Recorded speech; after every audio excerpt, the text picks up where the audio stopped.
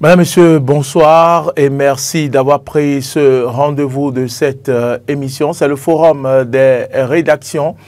Et ce soir, les débatteurs sont sur ce plateau et nous allons parler d'un sujet d'actualité après les résultats du baccalauréat 2025.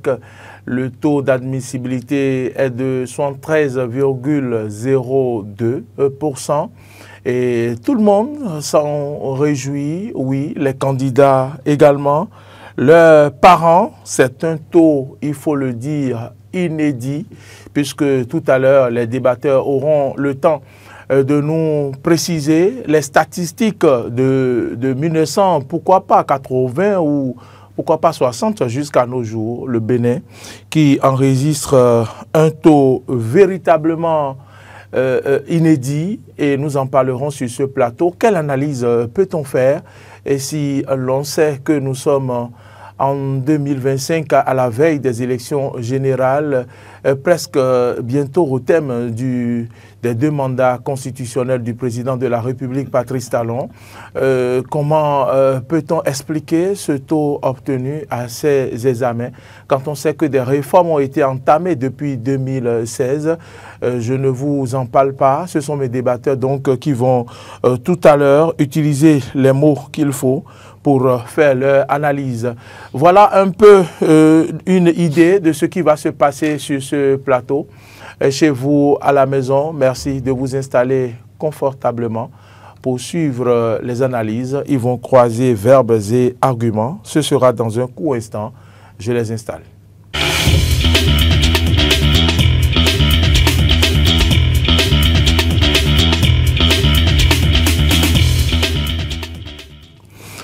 À ma droite, c'est Stéphane Arinhossou.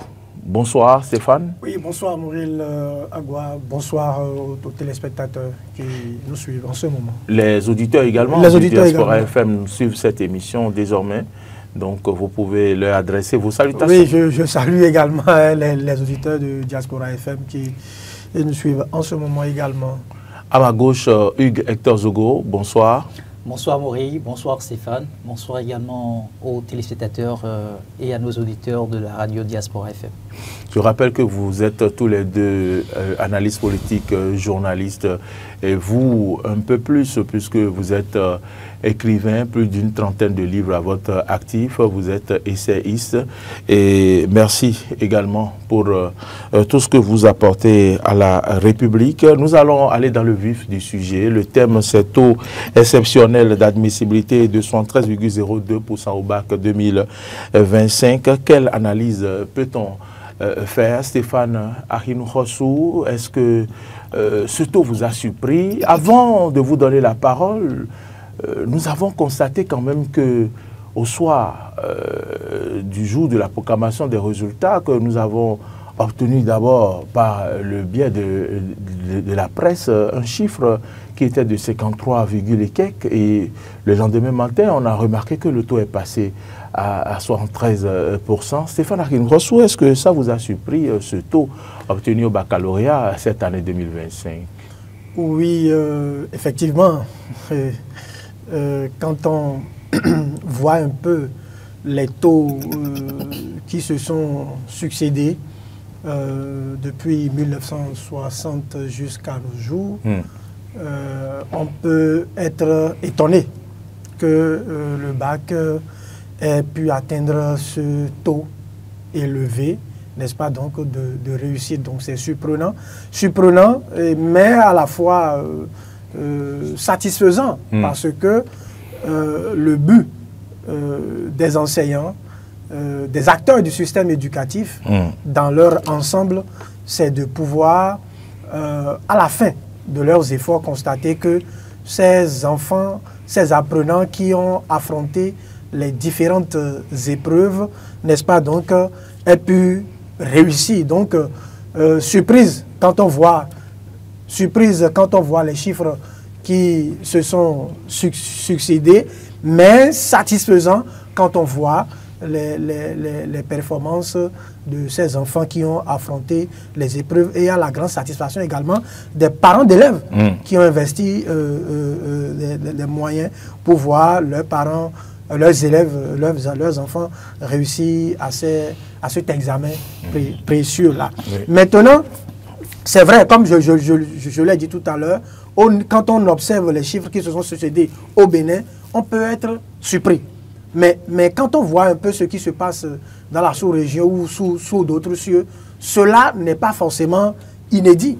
Ce n'est pas pour la première fois, peut-être dans l'histoire du Bénin, peut-être, mais ce n'est pas pour la première fois que cela est déjà arrivé, qu'on ait pu obtenir, n'est-ce pas, donc ce taux-là. Par exemple, quand vous prenez le Cameroun, oui. En 2023, au baccalauréat, ils ont eu 75%.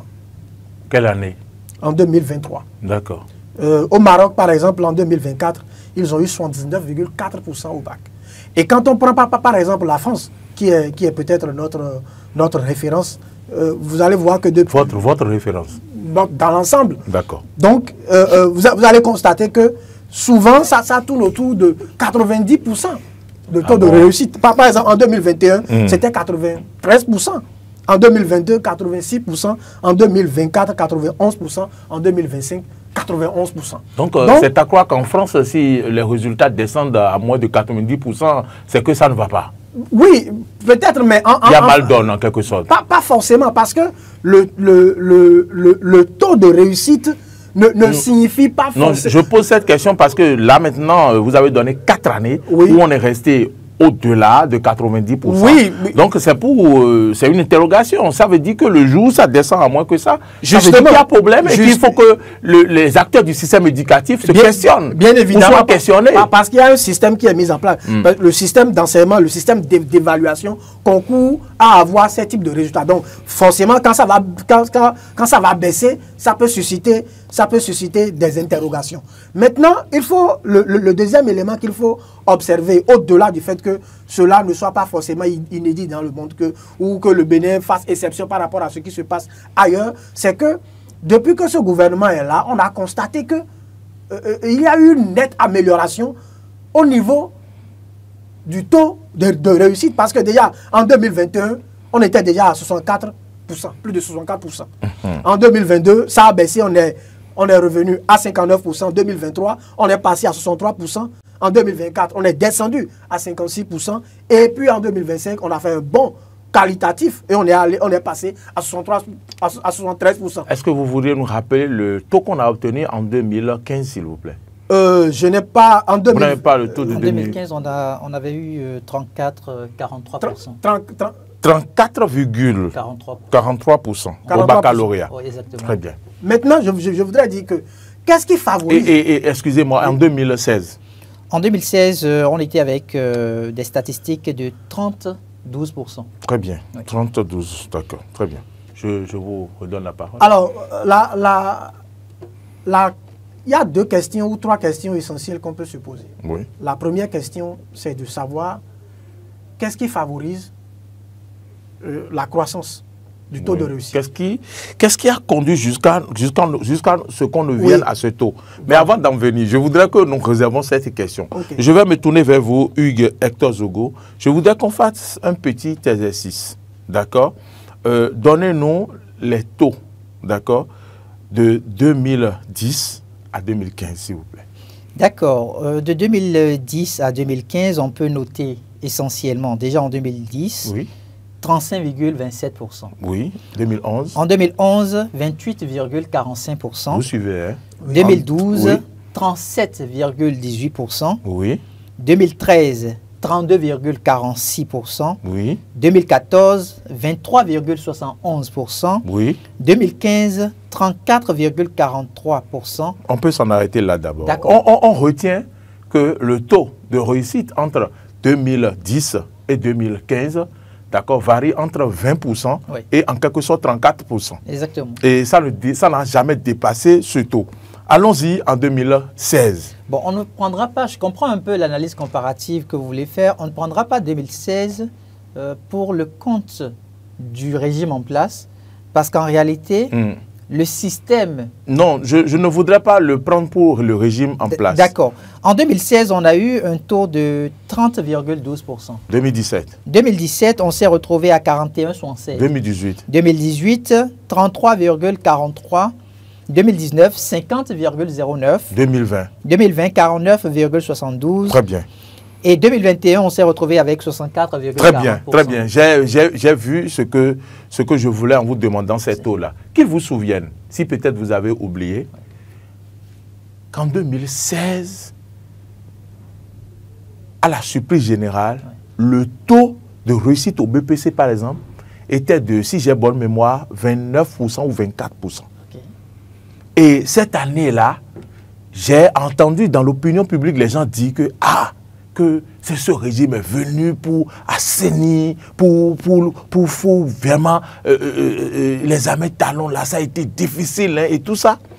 Et au fur et à mesure, quand vous quittez, je parle de BPC, exactement, mais quand vous quittez 2016 et vous progressez, vous constatez qu'au fur et à mesure, le taux a commencé par monter, par grimper. Et nous sommes venus en 2019 à près de 50%. Exactement. Ça veut dire quoi? Ça veut dire que c'est comme si il y a un phénomène qui s'est produit.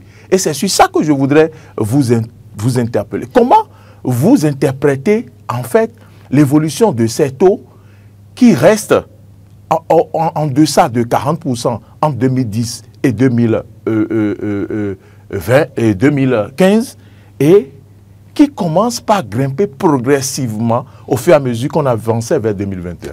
Je voudrais commencer par saluer ici la figure du professeur Joseph Diogbenou. Ça va peut-être vous surprendre. Oui, ça m'a surpris parce que je n'ai pas le DOB. Évidemment. Ça va surprendre aussi plusieurs de nos compatriotes que, par rapport à cette question-là, je demande à ce qu'on puisse saluer qui est le professeur Joseph Diogbenou. Expliquez-nous un peu, on va voir. Il y a eu une restriction du droit de grève qui a été menée comme démarche. Et au regard de tout, il fallait forcément que la Cour constitutionnelle, de par sa posture, puisse dire que les dispositions qui ont été prises par nos honorables députés à l'Assemblée nationale respectaient la loi fondamentale de notre pays, donc notre Constitution. Et de façon implicite, la démarche de la pression sociale, à un moment donné, aurait fait que le professeur Joseph Diogbenou aurait pu prendre un peu de recul. Parce que quand on parle des syndicats, vous savez que c'est toute une organisation. C'est-à-dire que vous nous rappelez qu'il a été ministre de la Justice? Il a été ministre de la Justice. Garde des Sceaux. Garde des Sceaux. Il s'est retrouvé président de la Cour constitutionnelle. Et c'est en ce moment précis-là qu'on s'est retrouvé avec l'épineux dossier de la restriction du droit de grève. Et c'est une bonne chose? Mais voilà les conséquences. Les conséquences aujourd'hui, c'est le sourire au niveau de nos différentes familles. Il y a quelques années en arrière... Il y a eu des grèves, mais bon, quand même, on n'a jamais eu 2% de réussite. Non, ce n'est pas ça. Aujourd'hui, les enseignants, éducateurs se retrouvent dans les salles de classe. Ils se retrouvent en situation de salle. Il y a les apprenants qui ne se retrouvent plus dans les coins de rue. Ils vont en classe pour étudier. Il y a une obligation de résultat. Ça, c'est du côté du gouvernement. Et dès que vous n'avez pas le résultat, en tant que directeur d'école, en tant que directeur d'établissement public, on vous démet de votre poste et on vous fait retourner à la craie. Donc voilà des mesures qui, préalablement, étaient mal interprétées par les concitoyens que nous sommes. Mais, à l'arrivée, comme on se permet de dire, à l'arrivée, on découvre la conséquence qui est le fort taux de réussite. Quel parent d'élève aujourd'hui n'a pas le souci de voir son enfant réussir? S'il met autant de moyens financiers pour accompagner l'enfant durant le processus scolaire, c'est parce qu'il se dit « il faut que mon enfant réussisse ». Mais au moment où il le fait, il se rend malheureusement compte qu'il y a des situations de crise sociale qui font que, de droit, ces enseignants-là se mettent en grève. Et dès qu'ils se mettent en grève, c'est qu'ils ne sont pas présents en salle. Est-ce que c'est la faute à l'enfant? Ce n'est pas la faute à l'enfant de ne pas retrouver son enseignant en classe. L'enfant est allé à l'école, mais malheureusement, pour des questions de revendication syndicale, l'enseignant est obligé de rester à la maison. Pour dire quoi? Aujourd'hui, il y a eu un mécanisme mis en place, un mécanisme de dialogue, de communication avancée entre le gouvernement et les syndicats. Ce qui fait que, telles que les revendications se passaient il y a quelques années en arrière, ce n'est plus les mêmes vécus dans notre pays. Et ne soyez pas surpris que nous puissions nous retrouver les années à venir à près de 80-90% de taux de réussite au baccalauréat.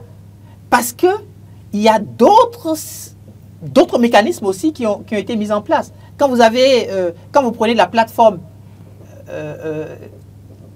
Educ Master.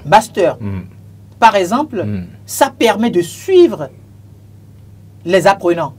Ça permet de ne plus retrouver n'importe qui se lever du jour au lendemain pour dire qu'il se présente à l'examen. Il y a un suivi rigoureux. Dès que l'apprenant et les apprenants ne trafiquent plus les bulletins aussi de notes. Exactement. On ne peut plus le faire parce qu'on connaît au fur et à mesure les différentes notes que vous avez obtenues. Et en faisant donc le point de tout ça, les différents ministères sectoriels en charge de l'éducation savent sur quel levier mettre plus d'accent pour corriger les éventuelles erreurs. Donc pour moi aujourd'hui, ces acteurs d'hier que nous avons traités de tous les noms, nous avons l'obligation morale de les restaurer, de restaurer leur dignité et de pouvoir dire, oui c'est vrai, il y a quelques années en arrière, au nom de tous, vous avez pris des décisions, nous ne les avons pas saluées, nous avons mal interprété les décisions que vous étiez en train de prendre, mais aujourd'hui la nation vous est reconnaissante parce que les résultats sont au rendez-vous. Donc pour moi, il faut saluer l'effort du gouvernement, il faut saluer l'effort des syndicats qui éventuellement travaillent pour que le dialogue se poursuit avec les autorités de notre pays. Et il faut saluer aussi le sens élevé de patriotisme du professeur Joseph Diogbenou, qui malgré tout, malgré la pression sociale, n'a pas pu démordre et est allé jusqu'au bout pour permettre à notre pays d'avoir, je vais dire, un peu plus de réglementation par rapport à la manière de revendiquer ses droits dans le milieu éducatif. Très bien. Je vais me retourner vers vous maintenant pour que vous puissiez maintenant rebondir sur la même question que j'ai posée, qui concerne les éléments qui justifient donc ce taux que nous avons enregistré au Bénin cette année. Oui, je voudrais rebondir sur ce que disait Hugues Hector Zougou tout à l'heure par rapport à la stabilité observée au niveau du climat scolaire depuis cette décision. En fait, le vote de cette loi-là, qui réglemente désormais le... Qui n'a pas été du goût vous savez, des travailleurs, il faut le reconnaître. Vous savez, il y a des mesures... On a décrié cela. Il y a des mesures, quand le gouvernement les prend, sur le coup, on est émotif. Mais sur le long terme, on finit par donner raison au gouvernement. Pourquoi? Vous savez, l'enseignement public, en fait, les établissements publics sont les établissements qui regorgent de plus d'effectifs sur l'ensemble du territoire national. Or, le système tel que ça se faisait avant, lorsque il y a grève, les parents qui ont les moyens se disent, nous n'allons pas envoyer nos enfants au niveau du public, nous allons les envoyer au niveau du privé. Donc, ils vont vers le privé, ceux-là dont les parents ont les moyens. Les autres, ils sont dans le système public. Mais aujourd'hui, à la faveur de cette loi qui a été votée, qui a permis aujourd'hui qu'on n'assiste plus à des grèves perlées, vous voyez, l'enseignement public a été restauré. Du coup, ça a contribué à améliorer le rendement. Et ça a redonné maintenant confiance à ceux-là qui envoyaient leurs enfants dans le privé, de commencer par les envoyer vers le public. Ce qui fait que l'effectif s'est donc accru avec le temps. Il y a eu une inversion. Il y a eu une inversion parce que, ne vous y trompez pas, aujourd'hui, l'enseignement de qualité se trouve au niveau du public aujourd'hui. Vous avez des enseignants de qualité qui sont recrutés. Des enseignants qualifiés. Qualifiés. Le système de recrutement mis en place par le gouvernement. La concurrence est rude. Ils veulent tous étudier. J'ai un ami docteur quand même en géographie, émérite, mais qui est directeur d'un établissement, d'un collège public. Oui, donc vous êtes enseignant dans le public lorsque le gouvernement atteste de votre qualité à travers un concours qui se fait. Donc tous ceux qui sont des enseignants dans le public sont des enseignants qualifiés. Ensuite, vous êtes astreint à des obligations qui ne vous permettent pas de faire de l'à peu près du point de vue des enseignants, parce qu'il y a un minimum qui est attendu de vous. Et dès que vous ne donnez pas le résultat, vous êtes sûr que peut-être qu'on va vous éjecter du système. Ensuite, il y a les directeurs. Quand on vous nomme, on vous donne un cahier de charge, on vous donne une feuille de route. Lorsque vous allez en deçà d'un certain seuil, on vous décharge. Ah oui? On vous décharge. Et ça fait aujourd'hui que tous les directeurs d'établissement sont obligés de faire le nécessaire pour avoir le rendement qu'il faut à la fin de l'année.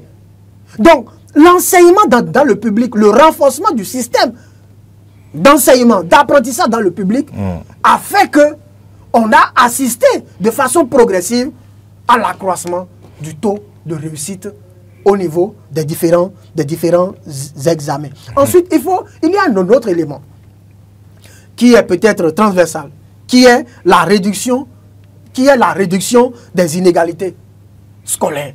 C'est-à-dire que même au plus profond, les réformes du gouvernement impactent le plus profond du Bénin. Que vous soyez à Tchoumi-Tchoumi, que vous soyez à Gogounou, que vous soyez à Gogounou, que vous soyez à Banikwara, que vous soyez à Banikwara, Balanville. C'est-à-dire que les réformes qui sont engagées par le gouvernement touchent. Ça fait que le résultat... Mais voyez-vous les résultats, je n'ai pas les chiffres ici, mais regardez les résultats qu'on a obtenus. Par département. Par département. Ça avec l'Atlantique en tête. Oui. Le département de l'Atlantique en tête. De l'Atlantique en tête, il y a des départements comme peut-être, je ne sais pas, le Borgou ou bien la Libori, qui est en tête par rapport au littoral. Or, avant, vous avez l'impression que c'est dans le littoral que tout se passe. Aujourd'hui, cette tendance-là, ce n'est plus ça. Donc, je crois que le gouvernement a considérablement mis en place, n'est-ce pas, donc des dispositifs qui permettent aujourd'hui d'avoir ces résultats-là. Il faut saluer le gouvernement pour avoir eu ce courage-là de prendre des initiatives qui aujourd'hui permettent d'avoir des résultats qu'on est là tous à saluer. Aujourd'hui, l'enfant du pauvre peut être sûr d'aller régulièrement à l'école tous les jours sans être perturbé. Les directeurs, compte tenu de la pression qu'on leur met, sont obligés de mettre en place un dispositif de suivi au niveau de l'établissement. Pour avoir forcément un rendement. Donc, je trouve que c'est quand même à l'actif de ce gouvernement, à l'actif des directeurs d'établissements publics qui sont aujourd'hui, qui font un travail remarquable. Est-ce qu'ils sont récompensés à la hauteur du travail qui paye aujourd'hui? C'est le moment d'en parler. Justement, c'est-à-dire que à partir du moment où vous louez, oui, avec comment je veux dire, admiration, oui, le travail qui est abattu. À partir du moment où ces résultats sont atteints, je trouve que c'est le moment de répertorier ces directeurs qui ont obtenu un taux satisfaisant pour pouvoir les décorer. Parce que ça, on ne le fait pas assez dans le monde scolaire. On ne décore pas assez dans le monde. Pas que. Donc, même dans les autres mondes, on ne. On n'encourage pas. On doit pouvoir. Il y a certains qui disent que moi, je n'encourage pas. L'État doit pouvoir les décorer. Ça là, c'est vraiment important. Ensuite, il faut féliciter le DOB. Oui. Il faut le féliciter. Ça, c'est un point, sur lequel je voulais quand même vous poser une question. Est-ce que ce taux obtenu cette année n'est pas aussi le fait que de la longévité d'une personne à la tête de la direction de l'office du bac? Est-ce qu'il n'a pas eu le temps de maîtriser tous les contours? Aujourd'hui, vous savez, c'est vrai, longévité, mais il y a une sorte... Oui, d'enseigne. Il y a une sorte de professionnalisation de la gestion de l'office du bac aujourd'hui. Yes. Professionnalisation de la gestion de l'office du bac qui fait que quand les examens s'organisent, c'est sans faute. Parce que c'est sans tâche. Quand les gens ont tendance à faire, quand je vois dans certains on est en train de faire croire que c'est parce que les choses se sont passées d'une certaine façon que on a pu. Non. J'en viens, ne vous en faites pas. N'allez pas vite en besogne. En fait, quand vous voyez tout le dispositif qui est mis en place, déjà au niveau du choix des épreuves,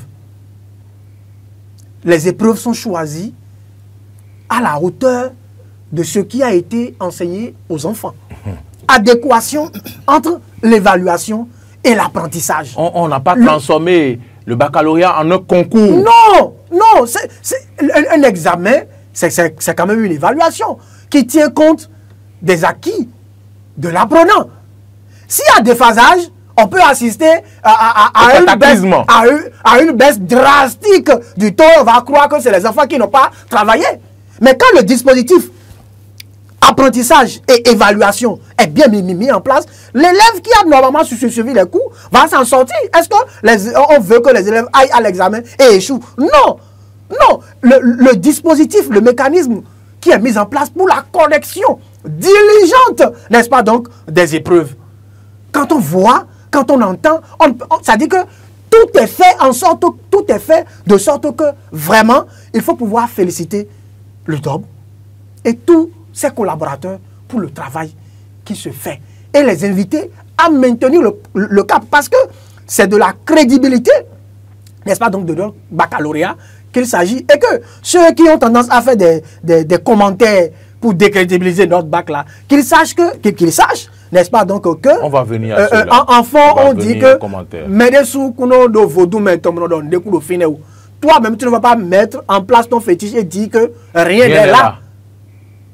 Donc, que chacun fasse en sorte qu'on puisse savoir raison garder, avoir la tête sur les épaules et avoir les éléments avant de pouvoir faire des commentaires. Hugues Zogo, Stéphane a salué la professionnalisation, c'est bien ça, hein, oui, de la direction de l'Office du bac à travers son numéro 1, qui est le directeur de l'Office du bac en la personne de M. Alphonse Da Silva, mais également la ministre de l'Enseignement supérieur est à saluer, pour ne pas dire tous les ministres à divers niveaux, puisque d'ailleurs, avant même cet examen, elle a effectué une visite également avec l'Office du baccalauréat dans les centres de correction, notamment à Guégamé, que nous avons suivi, nous en avons parlé ici. Ça aussi, il y a le suivi et je pense quand même que tout ça participe également au succès, n'est-ce pas? Je voudrais, à ma seconde prise de parole, saluer le chef de l'État. Pourquoi? Le chef de l'État est sur ce plateau? Le président Patrice Talon. Oui, il est sur ce plateau. Nous avoir permis d'obtenir ce résultat. Je le dis parce que la lutte contre la corruption, c'est aussi dans le secteur de l'éducation. Quand le chef de l'État prenait la parole en début de mandat, il faisait comprendre à ses compatriotes que nous sommes qu'il veut effectivement lutter contre la corruption. Qu'est-ce qui a fait que, de par le passé, le diplôme du baccalauréat a toujours été considéré? Vous voyez les statistiques qui sont là. Merci au réalisateur qui nous permet de comprendre que même dans le fond nord de notre pays, les résultats ont été satisfaisants. Prenez la Libérie par exemple, vous vous retrouvez avec 60,55% sur un taux national de 73,02%. Le Borgou. Quand vous prenez le Borgou, Ils ont frappé fort là-bas. vous avez 70,94%. Quand vous prenez la Donga, vous avez 65,57%. Quand vous prenez la Takora, c'est la Takora qui a tiré plus son épingle. Là, c'est avec un taux de 65,54%. Mais vous savez un peu, notre sociologie, comment est-ce qu'on n'apporte pas autant de crédit, autant d'intérêt à nos frères qui vivent dans le septentrion? On a l'impression que nos dirigeants politiques mettent Dirige plus... le Sud. Exactement. Or, nous parlons d'unité nationale. Quand il s'agit d'unité nationale, nous avons les moyens de nous retrouver dans le Nord pour faire croire à nos frères qui sont là-bas qu'ils sont du même territoire que nous. Mais quand il s'agit des questions stratégiques touchant la vie de la République même, il y a un manque d'engouement. Donc, accepter que je puisse aujourd'hui saluer le mérite du chef de l'État. C'est vrai, c'est son devoir en tant que chef d'État de travailler pour que l'éducation de chaque citoyen béninois au regard de notre loi fondamentale soit assurée. Mais ce n'est pas gagné à l'avance. Vous avez parlé par exemple de l'office du baccalauréat. Vous avez cité M. Da Silva. C'est un exemple d'intégrité sans faille. Vous l'avez audité? Je vous dis, c'est un exemple d'intégrité sans faille. Parce qu'autant que nous avons la possibilité de décrier ce qui ne va pas dans notre pays, quand nous avons des exemples, il faut que nous puissions avoir aussi l'honnêteté intellectuelle de reconnaître le mérite de ces personnes-là, de leur vivant. On n'a pas besoin d'audit pour reconnaître le mérite. On n'a pas besoin d'audit pour apprécier le travail qui se fait au niveau de l'office du baccalauréat. Et qui fait d'ailleurs que notre baccalauréat, le diplôme du baccalauréat dans notre pays se respecte de plus en plus. Qu'est-ce qui fait qu'à la veille, ou bien le jour de la délibération, et parents, et enseignants, et directeurs d'école, tous se retrouvent dans un environnement de stress? Qu'est-ce qui fait ça? C'est parce qu'à un moment donné, on se dit, l'année a été tellement mouvementée. Est-ce que nous apprenons avec le temps, la pression, le peu de temps qu'ils se sont retrouvés dans les salles de classe, est-ce qu'ils ont eu effectivement la capacité de répondre à ces attentes-là par rapport aux épreuves qu'on leur a données? C'est tout ce qui fait que, de par le passé, il y avait cette pression-là. Mais aujourd'hui, vous êtes convaincu que votre enfant se retrouve en salle de classe et qu'il a son éducateur qui est présent et qui dispense les cours dans de meilleures conditions parce que lui-même, tel que Stéphane l'a si bien rappelé, lui-même, il a été recruté à partir d'un examen national. Un examen national qui a du crédit. Aujourd'hui, vous voyez, le jeune qui hier vous dira « je ne connais personne dans l'environnement gouvernemental qui réussit brillamment ». Et ça devient une surprise totale pour tout le monde. Et on se pose la question de savoir... Ça devient une aiguille qui sort d'une boîte de foin. Un cheveu sur la soupe. Comme un cheveu sur la soupe, des individus sont admis à des concours appartenant à des familles déshéritées. Exactement. Et on se pose la question de savoir, donc c'était possible de le faire de cette manière-là. Donc, la reconnaissance aussi au chef de l'État. Il y a forcément des choses qu'on lui reproche. Mais sur cet aspect précis, il a permis à notre nation de se développer. Et j'espère vivement qu'après lui, puisqu'il est pratiquement à la fin de son deuxième mandat constitutionnel, après lui, celui qui va le remplacer pourra mettre aussi un peu plus de la rigueur. Et pour finir sur cet aspect, je pense que c'est le lieu, tel qu'il l'a si bien dit, c'est le lieu. Je vous donnerai l'opportunité de vous prononcer sur sa dernière phrase, ceux qui critiquent et autres. Non, pas même ceux qui critiquent. Je veux parler de la reconnaissance de l'État. De l'État ou des enseignants? La reconnaissance, du travail, la reconnaissance de l'État vis-à-vis de ces éducateurs. Vous avez vu, au cours de cette année, tous ceux-là qui se retrouvent... la gratitude. Oui, tous ceux-là qui se retrouvent en tant qu'enseignants, je préfère le dire comme ça, tous ceux qui se retrouvent dans la posture d'enseignants et qui vont chercher, par exemple, la nourriture des enfants, ce qui leur est destiné, les cantines. Ceux qui volent du atassi, c'est ça? On en a parlé. Oui. Aujourd'hui, c'est l'effet contraire. C'est ceux qui ont travaillé, qui ont mérité. C'est d'eux que nous parlons aujourd'hui. Et donc, nous avons plusieurs distinctions dans notre, dans notre tableau de décoration. Il faut effectivement identifier, on peut se permettre de dire, sur les 3 dernières années, qui sont ces directeurs d'école qui ont permis à ce qu'on ait un fort taux de réussite. Et les récompenser. Et pourquoi pas les mettre dans un avion comme on le faisait non, pour les agriculteurs? Non, c'est juste pour caricaturer. Les agriculteurs, à l'époque, les meilleurs, la révolution les récompensait en les mettant dans un avion. On leur fait baptême du ciel. Exactement. On n'a qu'à trouver une méthode comme ça et les récompenser. Il faut qu'on puisse les célébrer. Parce qu'en les célébrant, ça constitue une source de motivation pour tous ceux qui les verront célébrer. Ça constitue aussi une autre manière pour que les apprenants, ça on ne le dit pas souvent, pour que les apprenants qui tiennent tête à leurs enseignants sachent qu'un enseignant est un éducateur et que par conséquent la nation lui reconnaît le titre d'éducateur et qu'on doit le respecter. Stéphane a envie de dire un mot, mais j'ai une question. Stéphane, vous pouvez profiter de ma question. Je voudrais également rappeler aux téléspectateurs que nous allons parler dans un court instant de ce coup de filet à Lomé où Hugues Komlan Sossoukwe a été donc arrêté, extradé vers Cotonou après 7 ans d'exil. On va en parler, restez avec nous, on va en parler dans un court instant. Stéphane Harim Rossou, mais certains parlent de taux politique, réussite pour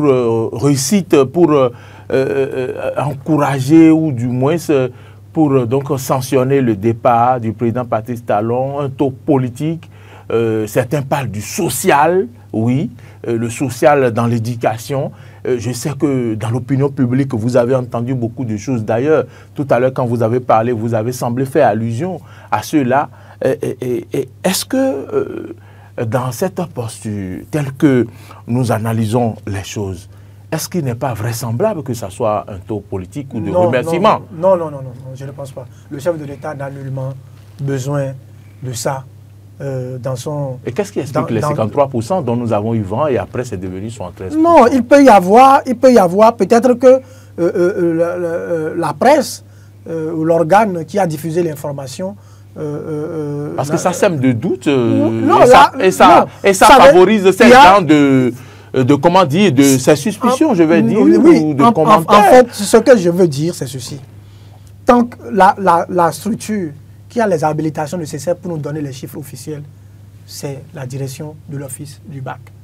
Il se peut que dans la foulée, un confrère aurait eu vent d'un chiffre comme ça, qui ne soit pas encore les chiffres officiels. Et je dis que... il voulait avoir le scoop. Le scoop, peut-être que la recherche du scoop peut donner cette information-là. C'est pour cela qu'il faut être souvent patient dans la recherche de l'information et de la vraie information. Je trouve que la direction de l'office du bac est une structure suffisamment sérieuse, d'accord, pour s'adonner à des agissements de la sorte. Encore que c'est tout un dispositif qui est mis en place pour centraliser ces résultats-là au plan national, pour les centraliser. Et donc, je trouve que ça ne devrait même pas faire pour polémique. Ensuite, dire que le chef que c'est un chiffre politique ou bien pour enrichir et le bilan du chef de l'État, il n'en a pas besoin. Il n'en a pas besoin. Je trouve qu'il n'en a vraiment pas besoin. Parce que, en fait, le dire comme ça, c'est décrédibiliser une structure comme l'office du bac. Et ça ne fait pas sérieux. J'étais en train de vous expliquer tout à l'heure que Quelles sont les idées, l'esprit qui se cache? Non, c'est de la manipulation. C'est de la manipulation, c'est de la manipulation. Il ne faut même pas... Bon, moi, je trouve qu'on ne va pas donner de l'importance à ça. Il faut qu'on oublie ce dossier-là. Parce qu'en parler, c'est donner de l'importance à ça. La structure qui a compétence... Oui, la structure qui a donné, et en fait, qui a les habilitations de nous donner les résultats sérieux, c'est l'Office du bac. Il l'a fait. Nous avons les résultats. Celui qui a dit 53%, il a... Ça n'engage que lui. Ça n'engage que lui. Maintenant... Je disais que le dire comme ça, c'est décrédibiliser l'Office du bac. Pourquoi? Pour trois raisons. Je parlais tout à l'heure de... C'est comme si on était en train de dire qu'on a augmenté artificiellement le taux. Sur le terrain, ça devra se faire constater. Parce que ces enfants qui ont obtenu leur bac là, c'est dans des familles, c'est dans des établissements. Et je trouve que si c'était le cas, on l'aurait su. Et je parlais tout à l'heure du mécanisme de choix des épreuves, du mécanisme de correction. Tout ça là, mis en place, on ne peut pas dire qu'il y a trépatouillage, il y a... Non. L'Office du bac est une structure assez sérieuse. On peut faire confiance à nos structures qui font le travail, qui ont la compétence. Et ce n'est pas seulement cet examen-là que l'Office du bac organise. L'Office du bac a la capacité d'organiser et organise plusieurs examens. Et il faut qu'on arrête. Si on ne veut pas saluer les efforts qui sont faits par un gouvernement, qu'on trouve d'autres arguments pour le lui opposer, mais ne venons pas décrédibiliser une structure étatique qui a déjà fait ses preuves et qui ne continue pas à faire ses preuves depuis des années. Je voudrais relever deux choses rapidement. Oui, allez-y. Je ne sais pas si on a encore beaucoup de temps. Première chose. À Marcel, le temps qui nous reste. Nous sommes en juillet. Mais figurez-vous que déjà, le calendrier scolaire de 2025-2026 est déjà disponible. Et pour l'anecdote, lorsque le seul calendrier a été envoyé dans un groupe, j'ai entendu j'ai lu un membre qui dit « Arrêtez de nous stresser !» Donc, voyez-vous, mais soyez sûr que dès que le calendrier est envoyé, le ministère se met à l'œuvre. Et ça veut dire que la machine est en branle. La machine est en branle. Et si le premier jour de la rentrée, vous allez dans un établissement public, vous verrez les enfants en salle avec un professeur en train de dérouler son cours. Raison de plus qu'on essaie de ces résultats. Ensuite, deuxième élément que je voudrais relever, c'est par rapport aux AME. Parce que les AME sont ceux-là qui, en tout cas, font le gros lot du travail. Souvenez-vous, en fait, rappelez-vous qu'ils occupent au moins, les AME font aujourd'hui près de 60% du personnel enseignant aujourd'hui. Et si avec 60%, nous avons ce résultat, ça veut dire que les AME sont très importants pour le dispositif.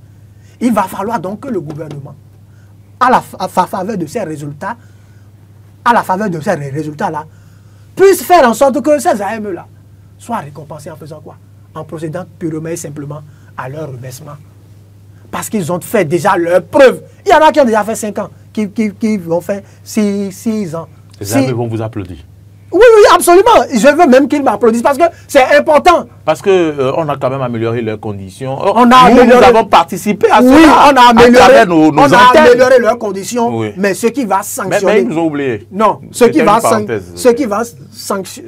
mettre, c'est pas le cachet final, c'est leur reversement. Et il est temps que le président Patrice Talon, qui a déjà beaucoup fait pour les AME, puisse, à quelques jours, quelques mois de son départ, puisse leur donner ce cadeau-là. Parce que les AME sont produits. Hein. Je ne suis pas surpris comment le chef de l'État aurait pris cette décision donc, du reversement des AME, que des compatriotes encore se mettent à dire que c'est à visée politique. Et pourtant, le besoin est là. Donc, les résultats sont là. Les résultats sont là. Tel qu'il le dit, effectivement, ces personnes qui sont en situation d'attente, mais qui ont prouvé qu'ils ont les compétences. Les résultats nous permettent de le confirmer. Si on prend les enfants qui se sont retrouvés en 6e depuis l'arrivée du président Patrice Talon, aujourd'hui ils sont en train d'obtenir leur bac et l'ont obtenu de manière brillante. Avec les AME. Avec les AME. Donc, si l'État aujourd'hui a les moyens de procéder au reversement, que le chef de l'État puisse autoriser. Très bien. Alors, pour finir avec ce sujet, Je pense que fondamentalement qu'il faut maintenant que les parents jouent un autre rôle.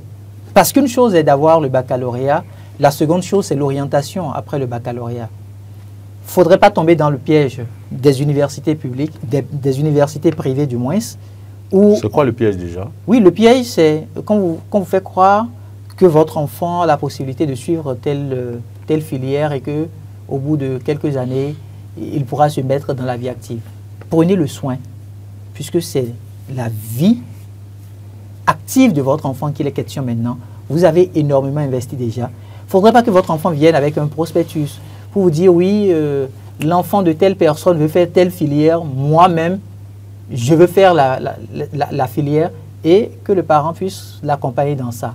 Prendre le temps nécessaire de vraiment fouiller. Je sais qu'il y a des séances d'orientation, les ministères mettent des documents à disposition. C'est le moment pour chaque parent de redéfinir ce que l'enfant doit faire, de le redéfinir avec l'enfant, de discuter avec lui et de voir aussi les moyens dont il dispose. Parce que ça ne sert absolument à rien d'inscrire un enfant dans une école privée universitaire et au bout de quelques années, ne pas lui permettre de finir le cursus. Ça devient du gâchis. Très bien. C'est sur cette note-là que je vais clôturer. Oui, je voudrais placer un mot. On est en une minute, on n'a plus beaucoup de temps. Il faut qu'on... Pour dire aujourd'hui que le défi qui reste à ces nouveaux bacheliers, c'est de pouvoir réussir dans l'enseignement supérieur. Il faudrait donc qu'ils confirment leur capacité à travers, n'est-ce pas, donc leur réussite au niveau de l'enseignement supérieur. Ensuite, il faut pouvoir également s'assurer de leur insertion. C'est vrai, 73%, c'est pas petit, hein, mais il faut savoir que c'est encore un autre défi social pour le gouvernement. Comment insérer ceux-là dans la vie active dans les années. D'ici 3 ans, ils seront formés à quelque chose. Comment est-ce que l'État va pouvoir les récupérer? Quel est le mécanisme qui est mis en place pour les absorber? Les absorber. Ça aussi, c'est un autre défi. Paire de manches. Il faut pouvoir ensuite dire que je félicite le gouvernement, avec à sa tête le président Patrice Talon. Oui. Je félicite les acteurs du système éducatif. Oui. Je félicite les apprenants qui ont donné de la joie au cœur à leurs enseignants, à leurs parents, à travers leur réussite massive que nous saluons tous. Que la dynamique puisse continuer, pour que nous ne continuions pas à avoir ces résultats-là qui sont vraiment assez... Vous êtes devenu politique, journaliste politicien ou journaliste politique? C'est en fait le message qu'il porte qui a constitué ailleurs sur le plan politique un mot d'ordre. Sinon, il n'est pas dans cette dynamique. Bon, je ne sais pas si j'ai des journalistes politiques ou des journalistes politiciens, mais on va continuer le débat. Et maintenant, oui, vous voulez répondre? Non, rassurez-vous, vous avez des journalistes, analystes politiques. Ah, d'accord. Très bien. Bon, ça me rassure. Alors, l'information est tombée et je pense quand même que nous l'avons eu et il ne serait pas bien qu'on n'en parle pas avant de quitter ce plateau. L'arrestation de Hugues Komlan Sosoukwe, je ne sais pas si c'est le directeur de publication, mais celui qui fait des publications sur le site Olofofo. Je pense que c'est bien ça et que je prononce bien. Du côté de Lomé, ça fait 7 ans qu'il est en exil selon les informations apportées par le journal Le Potentiel. Et nous avons appris son arrestation. Hugues Hector Zogo, un mot à ce propos. Je suis un peu peiné. Je suis un peu peiné parce que c'est un confrère que je connais très bien. À la limite, c'est quelqu'un avec qui j'ai eu, quand il était sur le territoire national, la chance de vivre... De côtoyer. De le côtoyer en tant que journaliste. Et aujourd'hui, j'ai mal pour lui. J'ai mal pour lui parce qu'il a manqué, de vigilance, il a manqué de doigté, il a manqué de professionnalisme par rapport à un certain nombre de sujets qu'il a pu aborder quand il s'est retrouvé hors du territoire national. Il n'a pas porté suffisamment de gants. Il n'a pas porté suffisamment de gants. Et voyez-vous, quand vous avez des frères qui se retrouvent dans ce genre de posture, malgré tout ce que vous recommandez comme conseil, ce n'est pas entendu. Parce qu'il y a derrière, malheureusement, certaines personnes qui leur disent oui, ce que vous faites c'est bon, on vous encourage, allez-y. Et ça, malheureusement, c'est le piège de l'Internet. Les conseillers ne sont pas les payeurs. Les conseillers ne sont pas les payeurs, comme vous l'avez dit. C'est le piège de l'Internet. L'Internet vous fait roi. Mais sur le plan juridique, vous êtes le seul à pouvoir répondre. C'est vrai que là, depuis hier qu'il a été arrêté, depuis l'après-midi d'hier. Et on salue aussi le professionnalisme du journal Le Potentiel. Donc, le professionnalisme du directeur de publication, M. Ating Pator, qui nous permet aujourd'hui d'avoir de façon officielle cette information-là. Depuis ce matin, il se retrouve devant le procureur. On attend la suite. On ne sait pas encore concrètement. Quoi, retourne juridiquement parlant. Voilà, juridiquement parlant, ce qu'on lui reproche. Mais toujours est-il qu'on connaît un peu sa posture critique. Maintenant, si les critiques ne sont pas fondées... le gouvernement, d'ailleurs, c'est le potentiel qu'il a dit, hein, qu'on connaît sa posture très critique, très acerbe envers... C'est même pas là le problème, c'est-à-dire que vous pouvez être critique. Maintenant, quand vous dites un certain nombre de choses et vous n'avez pas... Donc vous n'avez pas les preuves, on est obligé de vous interpeller. C'est là où ça devient compliqué. Le temps avance vraiment vite. Ma question à vous... après l'arrestation de celui qui ne s'avoue pas frère Onvi ou frère Onvi, maintenant Hugues Hector Sosoupé, est-ce que... Hugues Comlan Sosoupé, merci Hugues Hector. Est-ce que nous allons vers un tournant où ceux qui sont en exil vont répondre de leurs actes? Lomé n'est plus... La protection. La protection, parce qu'on a arrêté celui qui dit ne pas être frère Onvi. On l'a arrêté à Lomé, on a arrêté lui également à Lomé. Donc, bon, je dis ça, je ne dis rien. J'ai dit, est-ce que nous allons vers un tournant où ceux qui sont en exil vont répondre de leurs actes? Est-ce que c'est un tournant? De ce qu'on leur reproche, j'allais dire. S'il y a des choses qu'on leur reproche. Si bien évidemment on arrive à leur mettre la main dessus. Parce qu'il faut pouvoir les prendre. Si on ne te prend pas, tu ne répondras de rien ici. De 1 et de 2, donc de 3. Probablement, s'ils se retrouvent à Lomé. Parce que jusque-là, c'est à Lomé qu'on les arrête.